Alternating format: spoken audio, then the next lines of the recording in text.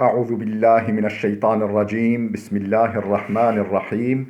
Elhamdülillah ve salatu ve selamu ala Resulillah. Değerli arkadaşlar, İbn-i Cüzey el-Gırnati'nin Et-Teshil li Ulum-i Tenzil adlı eserinden Vakıa suresi tefsirinin altıncısını yapmak üzere birlikteyiz.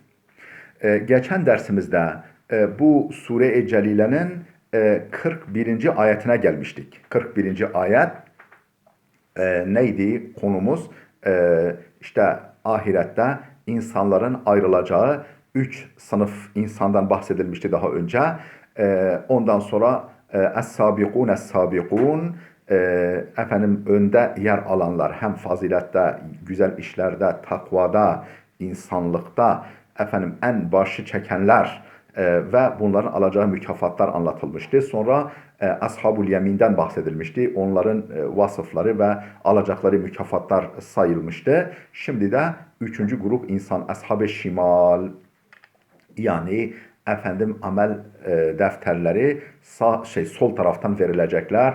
Sol taraftan cehenneme doğru sürülecek olanlar. Bir de başka bir mana, efendim bedbaht, talihsiz, efendim mutsuz kimseler. Öte tarafta mutsuz olacak olan kimseler. Şimdi işte tam buranın bu ayetin başına geldik. Yani 41. ayet. Ve ashabu şimali ma ashabu şimal fi semumin ve hamim ve zillin min yahmum. Ve ashabu şimal, ashab-ı şimal. Ma ashabu şimal. Nedir o ashab-ı şimal? Ne bedbahttır onlar, ne talihsizdir onlar, ne mutsuz olacak kimselerdir onlar. Yani onları sen bilir misin? Onlar nerede olacaklar? Fi semumin ve hamim. Semum ne demek? Efendim şiddetli ateş. Semum şiddetli ateş. Hamim de efendim kızgın sular, kaynar sular arasındadırlar. Fi semumin ve hamim ve zillin min yahmum. Efendim dumandan bir gölge. Dumandan bir gölgelik için. Tamam, bir gölge olacak, bir karartı olacak ama o karartı duman olacak. Dumanlar içerisinde. Bak öbürlerini malum, hani gölgeleri serindi, efendim serin gölgelikler içerisinde, bol meyveler içerisinde. Bu da işte vazil min yahmum, tamam, bir gölgelik var, bir karartı var. Efendim bir siyahlık var ama min yahmum, yahmumdan yani dumandan. Şimdi bu meale şerifti. Tefsirini okuyoruz. Fi semumin ve hamim ve zillin min yahmum. Es-semum, hani fi semumin dendi ya, fi semum, es-semum el harru şedid, şiddetli sıcaklık, şiddetli hararet, şiddetli ateş. Vel hamim el ma'ul harru cidden, son derece cidden sıcak su. Vel yahmum huvel esved. Efendim ve zillin min yahmum. Yahmumdan bir gölge. Yahmum aslında yani siyahlık, siyah demekmiş. Efendim biz ne dedik? Karartıdan, daha doğrusu dumandan bir yahmum. Dumandan bir gölge. Vel yahmum ve huvel esved. Yahmum siyah demekmiş. Ve zillin min yahmum huve duhan. Zillun min yahmum dumandan bir gölge demekmiş. Fi kavlil cumhur. Yani cumhuru müfessirlerin büyük çoğunluğunun, %99 çoğunluğunun görüşüne göre bu böyle. Vakila. Farklı bir görüş, yani bu cumhurun görüşünden farklı bir görüş. Seradikun nar el muhitu bi ehliha. Cehennemin surları. Cehennemin yüksek duvarları. Cehennemin. Seradik işte kaleleri, efendim surları, cehennemin el muhit bi ehliha.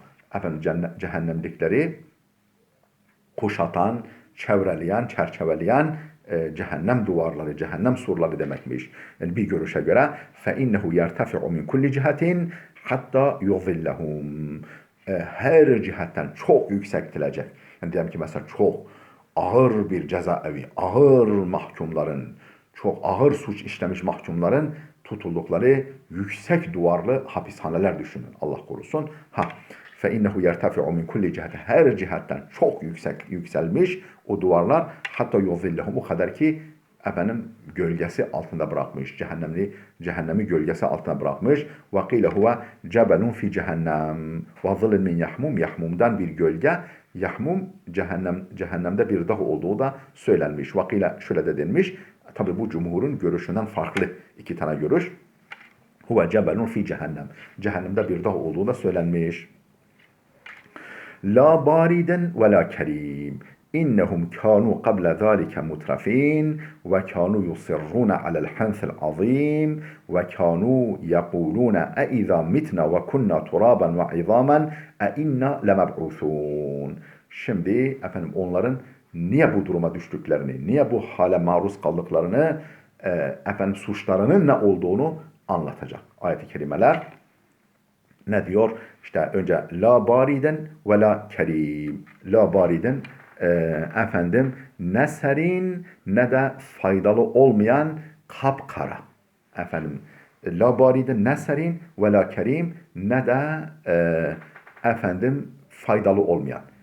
Kerim yani ferahlatıcı, ne serin ne de ferahlatıcı olmayan bir karartı gölge var ama öyle böyle gölge değil. Yani ateş saçan, hararet saçan bir gölge. Bir karartı. La bariden, barit ne serin ve la kerim ne de ferahlatıcı ve faydalı. İnnehum. Peki ne yapıyor? Suçları neydi? İnnehum. Çünkü onlar kanu qabla zalika bundan önce mutrefin. Efendim konfor, refah, savurganlık içindeydiler. Efendim bol nimetler içerisinde nankörce yüzüyorlardı. Ve kanu yusirrune alel hansil azim. Efendim o hanse azim. Hanse azim ne demek? Yani büyük yalan, büyük yemin, büyük yalan, büyük yani büyük şirk. Şirk. Hanse azim şirk. Yani değişik manalar onları söyleyeceğiz. Çünkü onlar hanse azimde ısrar ediyorlardı. Hanse azim. Hans aslında yemini bozmak demek. Hemen büyük bir yani ahdi bozma içindeydiler. Hani biz mesela şu da aklıma geldi. Hani biz efendim Cenab-ı Hak buyurmuş ya bize elestu bi rabbikum ben sizin Rabbiniz değil miyim? Biz demişiz ki evet hepimiz mümini, kafiri herkes demiş ki evet sen bizim Rabbimizsin. Ama onlar bu büyük yemini bozmuşlar. Bu büyük yemin bozması suçunu işlemişler. Bu şekildeki yemini, sözleşmeyi bozmuşlar. Bunun içine bu da işte yani kafir olmuşlar, nankör olmuşlar, müşrik olmuşlar. Buna da ısrar etmişler ve kanu çünkü onlar yusirruna ısrar ediyorlardı. Alel hanfil azim işte şirk, küfür, nankörlük vesaire de ısrar ediyorlardı dünyada. Ve kanu ve diyorlardı ki ve kanu yakulune ve diyorlardı ki izâ mitna ve kunna turaben ve izamen yoksa biz ölüp efendim toprak ve kupkuru kemiklere dönüştükten sonra mı inna lemeb'usun biz mi diriltileceğiz öyle mi yani biz mi yani biz mi diriltileceğiz bu hale düştükten sonra diyorlardı ve kanu diyorlardı ve kanu yakulune izâ mitna yoksa biz ölüp ve kunna turaben ve izamen toprak ve kemiğe dönüşüp yani etimiz toprağa kemiklerimiz de efendim kupkuru hale çürümüş hale dönüşünce mi inna öyle mi biz mi o halde lemeb'usun diriltileceğiz öyle mi uzak bir ihtimal yani diyorlardı. İşte suçları buydu. Yani bütün tabi hani derler ya bağışlayın içki için şişedeki gibi durmuyor. Yani bu inançsızlık efendim kalpteki gibi durmuyor. Kalpte durmuyor. Onun hayata yansımaları var. Dünyada yapılan zulümler, haksızlıklar, işkenceler görüyoruz ya. Günümüzde mesela işte Çin'de yapılıyor. Oradaki işte Müslüman kardeşlerimize Hindistan'da yapılanlar efendim diyelim ki sınırlarda işte Suriyeli kardeşlerimize yapılanlar, Suriye'de merkezi yapılanlar velhasıl dünyanın her tarafında yapılan zulümleri görüyoruz. Bunlar ne dedirtiyor? Zalimler için yaşasın cehennem dedirten şeyler. Hep bunlar hesaba katmamaktan. Ahireti efendim aklının ucundan geçirmemekten, öyle bir şey ihtimal vermemekten ileri geliyor. Yani kalpteki gibi durmuyor. Tıpkı içkinin şişedeki gibi durmaması misali. Yani bunun yansımaları var, yankıları var, efendim etkileri var, sürüklediği durumlar var, olumsuz durumlar var. İşte ondan dolayı. Şimdi tefsirini okuyoruz. Mealini verdik. Ve kanu yusirruna alel hansil azim. Hansi azim üzerinde ısrar ediyorlardı. Ne demek yani? Ma'na yusirruna yani yedumuna. Yani ısrar ediyorlardı yani devam ediyorlardı. Min gayri ikla'in. Efendim ayaklarını çekmeden, el ve ayak çekmeden. Yani bir türlü vazgeçemiyorlardı, ısrar ediyorlardı ve devam ediyorlardı. Min gayri ikla, el ve ayaklarını çekmeden, ayaklarını denk atmadan. Vel hensu huvel ismu. Ha, hense azin büyük günah. Büyük günah ki şirktir. Hense azin birinci manası günahtır. El hensu el ismu günah. Ve kıyla huve şirku. Yani günah denmiş, kimisi günah demiş. Ve huve şirku, şirk diyenler var. Ve kıyla huvel hensu fil yemin. Efendim yemini bozmak olduğu da söylenmiş. Hani bir de Allah'a verdiğimiz söz var ya, Allah'a verdiğimiz yani kalu bela. Kalu bela da biz ne demişiz? Evet sen bizim Rabbimizsin. İşte onu bozmuş onlar. Evvel yeminul gamus yahut da efendim yalan yere yemin. Efendim bilhassa geçmişe yönelik işte bile bile yani yalancı şahitlik gibi efendim bir şey öyle olmadığını bile bile yemin ediyor o şu şöyledir bu böyledir diye ona yemine gamus yani adamı gırtlağına kadar günaha bandıran, günaha batıran, günaha daldıran yemin. Onlar bu gibi şeylerde ısrar ediyorlardı. Devam ediyorlardı. Ve diyorlar ki ey izâ mitna yani yoksa biz ölüp işte toprak ve kemiğe dönüştükten sonra diyor ya el ayetu ma'naha ennehum enkerul ba'se ba'del mevut. Ayetin manası yani onlar öldükten sonra dirilişi inkar ediyorlardı. Ve kad zekerna kıraaten istifhameyni fil Ra'd. Ra'd suresinde, Sure-i Ra'd'da her iki istifhamın yani ne diyor? Hangi istifham? Eiza kunna turaban ve izamen inna. Burada iki tane istifham var. Soru edatı var. Bu iki istifhamın nasıl okunacağı. Inna efendim inna velhasıl değişik kıraat vecihleri var. Onlara diyor Ra'd suresinde açıklamış. Demek ki aynı ifade orada da geçiyor. Efendim ve abauna eve abauna'l evvelin. Daha doğrusu ve abauna fissaf. Efendim abauna kelimesi eve abauna. Ve abauna saffatta da eve abauna geliyor burada hani. Hele atalarımız, hele dedelerimiz, hele büyüklerimiz, babalarımız. İşte abauna'nın da kıraat oradaki istifhamın nasıl okunacağı kıraat yönlerini biz diyor Saffat suresine açıklamışız. Eve âbâunel evvelun. Hele yani biz mi efendim toprak ve kemiğe dönüştükten sonra diriltilecekmişiz?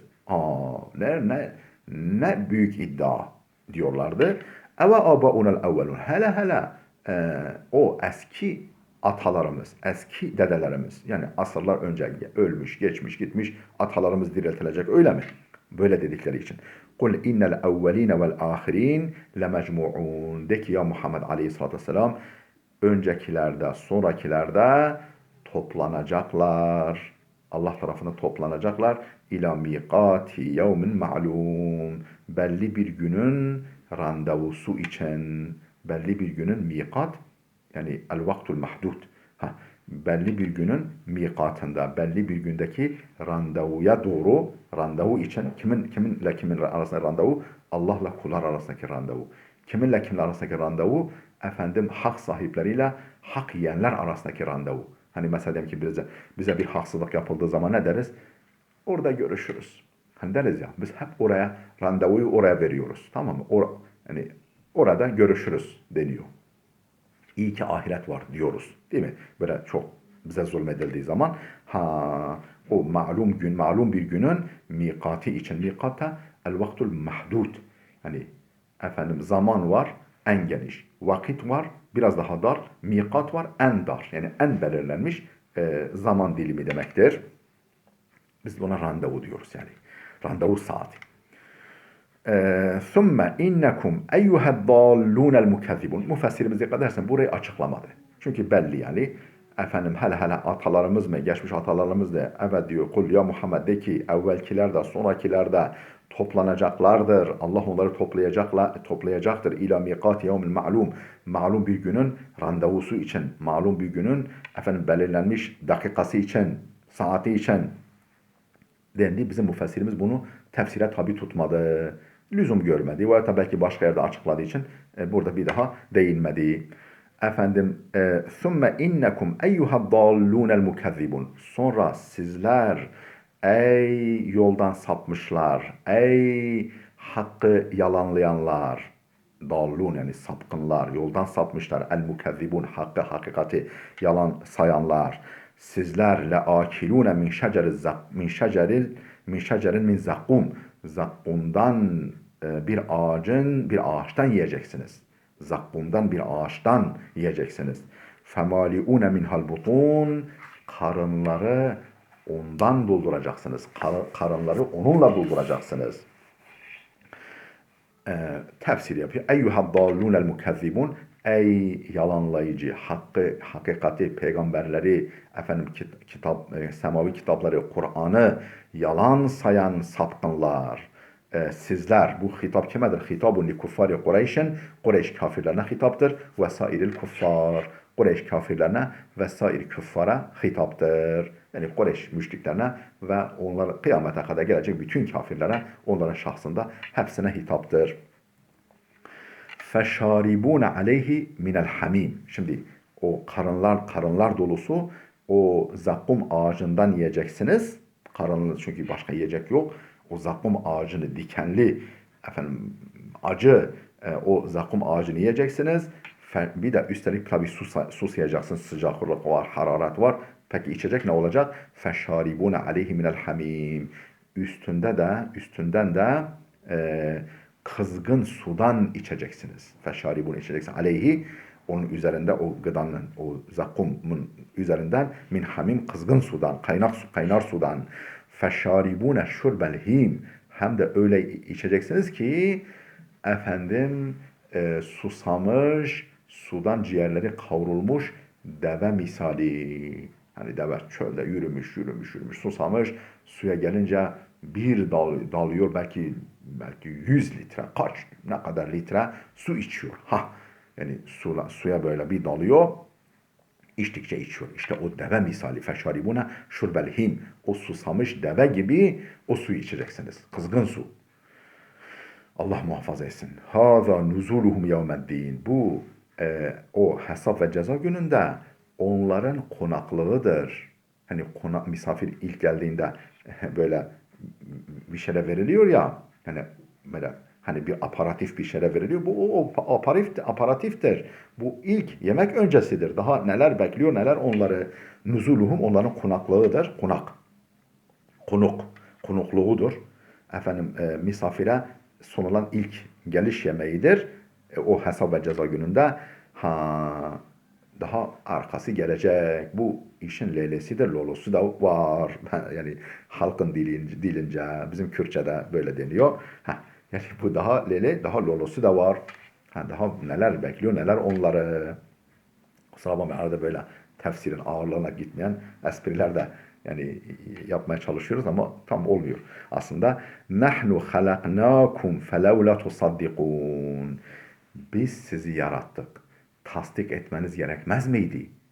Yani bu öldükten sonra dirilişimizi, dirilteceğimizi, ondan sonra bizim birliğimizi, benim birliğimi sizin tasdik etmeniz gerekmez miydi? Ben sizi nahnu halaknakum. Biz derken ben azimuşşan, şanı yüce olan ben halaknakum sizi yarattım. Felevla tusaddikun. Tasdik etmeniz gerekmez mi? Yani Kitabullah'ın haber verdiği öldükten sonra dirilişi, peygamberimi, benim birliğimi, o kainatın sultanı olan Allah'ın birliğini tasdik etmeniz gerekmez mi? Tasdik etmeniz gerekmez miydi? Nedir bu haliniz? Devam et. Bu mealini verdik. Tefsirine gidiyoruz. Feşaribune aleyhi ad-damiru lil me'kul feşaribune şurbelhim feşaribune aleyhi yani üzerinde içeceksiniz. aleyhideki yani onun üzerinde. Üzerinde dediği ne? Ad-damiru lil ma'kul. Yani o yenecek olan zakkum ağacının üzerinde içeceksiniz. O aleyhideki hu zamiri ma'kule gidiyor. O yenilecek gıdaya gidiyor. Tabi gıda sayılırsa. Feşaribune şurbel him. Susamış deve gibi, devenin içmesi gibi içeceksiniz hem de. Veznul him fu'ul. Aslında him huyumdur. Fu'ul vezninde. Veznul him fu'ul. Fu'uldur ve dammil fa'i fu'ul. Ve kusiretel ha'u. Peki niye huyum denmemiş de him denmiş? Niye ha kesrelenmiş? Ha kesre yani esre yapılmış. Li eclil ya'i. Çünkü huyum. Orada ye var ya. O y'den önceki damma ağır olduğu için him olmuş. Hiyum sonra him olmuş. Li eclil ya ya'dan dolayı. Yani sonrasında ya olduğu için ya onun türünden olan esreye dönüştürülmüş o ötre.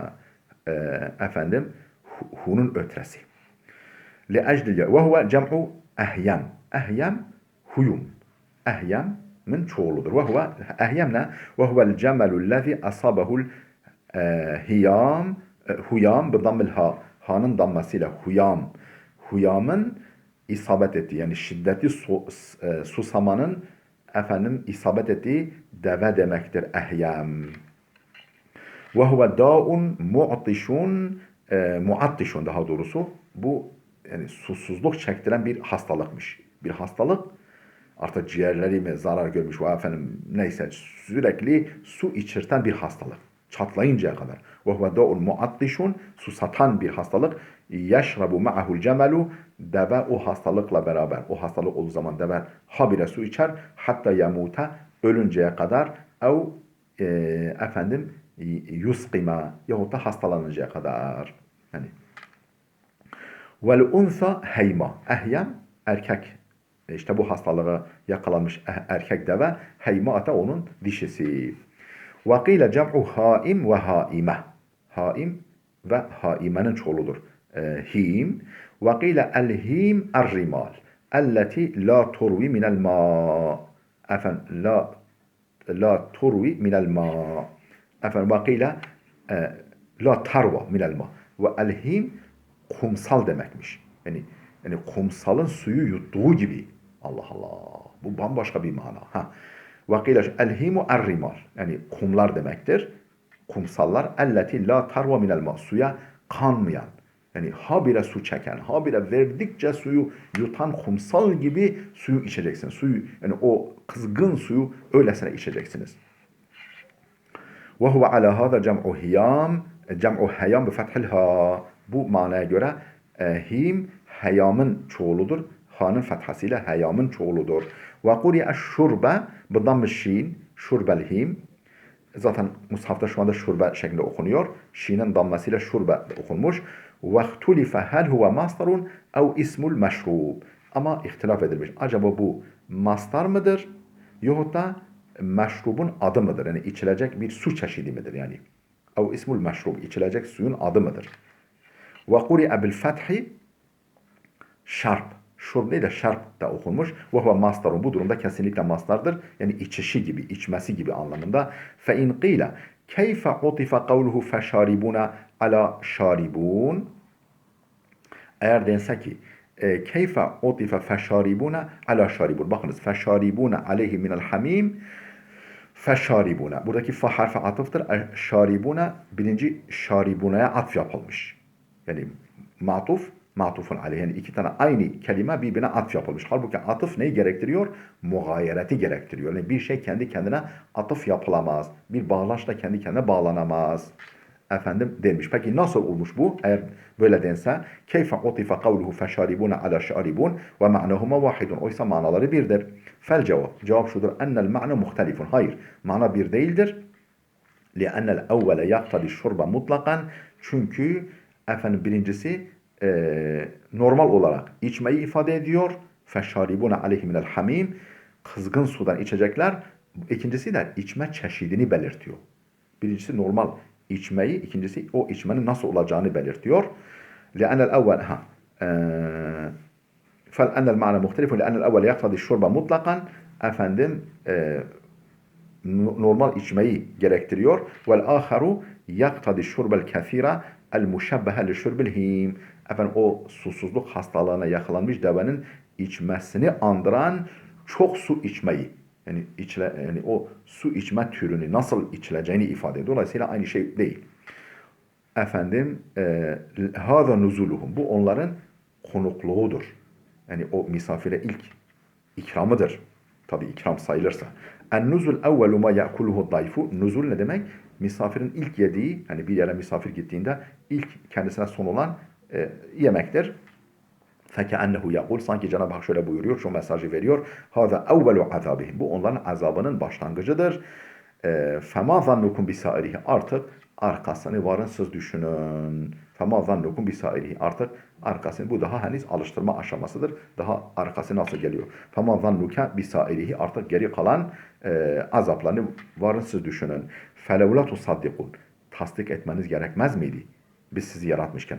Tahdidun ala tasdiki imma bil haliki teala. Bu tasdika teşviktir. Tahdid teşviktir. Neyi tasdika teşviktir?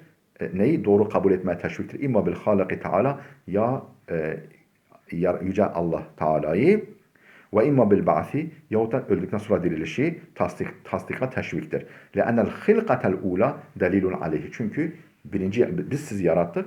Efendim öldükten sonra dirilişi tasdik etmeniz gerekmez miydi? Gerekmez mi? Çünkü biz sizi yarattık. İkincisini biz yapabiliriz. Çünkü birinci yaratılış ikinci yaratılışa delildir. Onu kanıtlıyor. Değerli dostlar burada dursun. Efendim gelecek dersimize kadar Allah'a emanet olun.